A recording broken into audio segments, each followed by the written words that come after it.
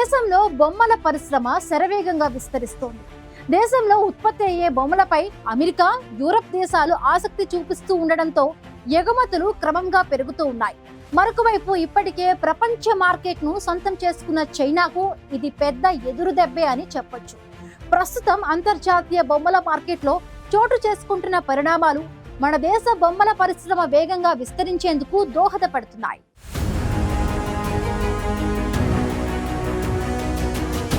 చిన్నపిల్లలు బొమ్మలతో ఆటలాడుకుంటుంటారు. చిన్నపిల్లల ఆట బొమ్మలు చూడ్డానికి ఎంతో బాగుంటాయి.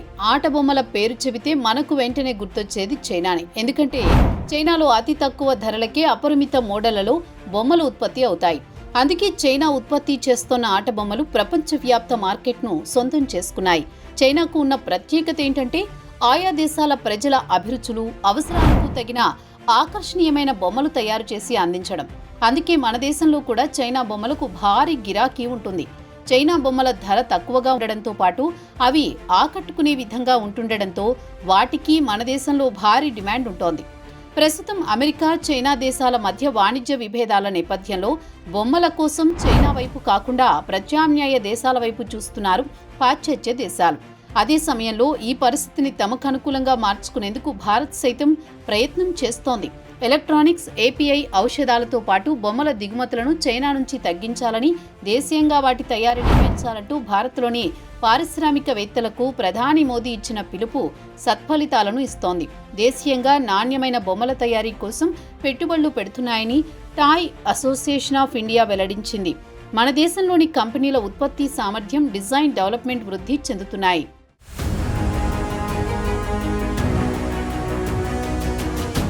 మన దేశంలోకి చౌక, నాసిరకం ఉత్పత్తుల దిగుమతులను కట్టడి చేసేందుకు మోదీ ప్రభుత్వం కఠిన ఆంక్షలు అమలు చేస్తోంది. అందులో భాగంగానే గత కొంతకాలంగా మన దేశం దిగుమతి చేసుకునే బొమ్మలపై ప్రాథమిక కస్టమ్స్ డ్యూటీని 20% నుంచి 60% పెంచింది. దేశంలోకి దిగుమతులు చేసుకునే బొమ్మలపై నాణ్యత, భద్రతా ప్రమాణాలను నిర్దేశించడంతో పాటు BIS సర్టిఫికేషన్ తప్పనిసరి చేసింది. చైనా నుంచి మన దేశానికి వచ్చే బొమ్మల్లో 70% వరకు నాణ్యత లేనివే ఉంటున్నందున ఈ ఆంక్షలతో దిగుమతులు ఆగాయి. దీనివల్ల దేశీయ పరిశ్రమ విస్తరించే అవకాశం ఏర్పడింది. ఇటీవలే చైనా ఉత్పత్తులపై అమెరికా అధ్యక్షుడు డొనాల్డ్ ట్రంప్ సుంకాలు భారీగా విధించారు. ఇందులో చైనాకు చెందిన బొమ్మలు కూడా ఉన్నాయి. దీంతో పన్నుల భారాన్ని తప్పించుకోవడానికి నేరుగా కాకుండా వియత్నాం, మరికొన్ని ఆగ్నేయాసియా దేశాల మీదుగా యుఎస్కు చైనా బొమ్మల ఎగుమతి చేసే అవకాశాలున్నాయి.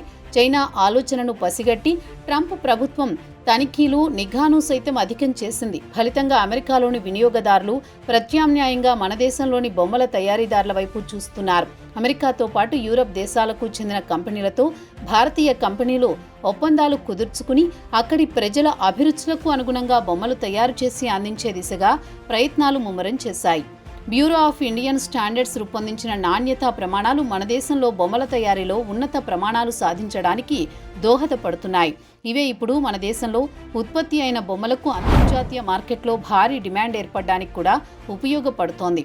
అలాగే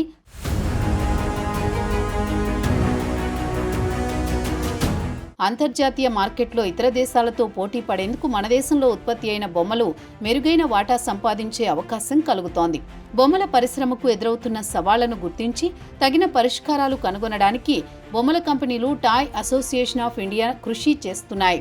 బొమ్మల రూపురేఖలు, వాటి తయారీకి వినియోగించే రసాయనాలు, పదార్థాలు, ఎలక్ట్రిక్ సర్క్యూట్లు, భద్రత తదితర అంశాలకు సంబంధించి స్పష్టమైన ప్రమాణాలను నిర్దేశిస్తూ 4 ఏళ్ల క్రితం టాయ్స్ క్వాలిటీ కంట్రోల్ ఆర్డర్ 2020ను DPIIT జారీ చేసింది.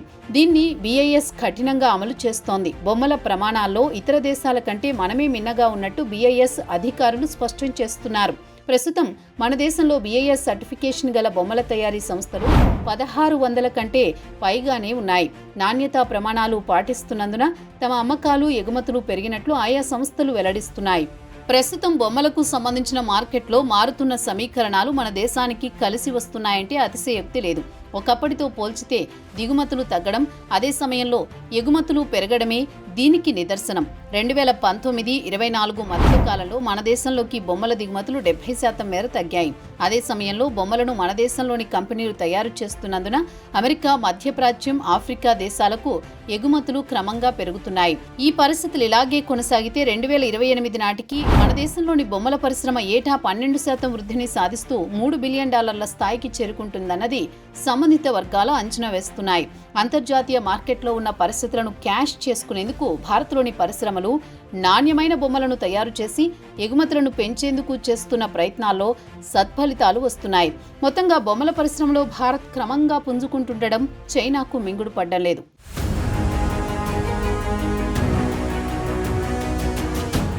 అంతర్జాతీయ ప్రమాణాలకు అనుగుణంగా నాణ్యమైన బొమ్మలను మన దేశంలోని కంపెనీలు తయారు చేస్తున్నందున అమెరికా, మధ్యప్రాచ్యం, ఆఫ్రికా దేశాలకు ఎగుమతులు క్రమంగా పెరుగుతూ ఉన్నాయి. దేశంలో బొమ్మల పరిశ్రమ వేగంగా విస్తరిస్తున్న నేపథ్యంలో దీని ప్రభావం చైనాపై త్వరలోనే చూపించే అవకాశం లేకపోలేదు.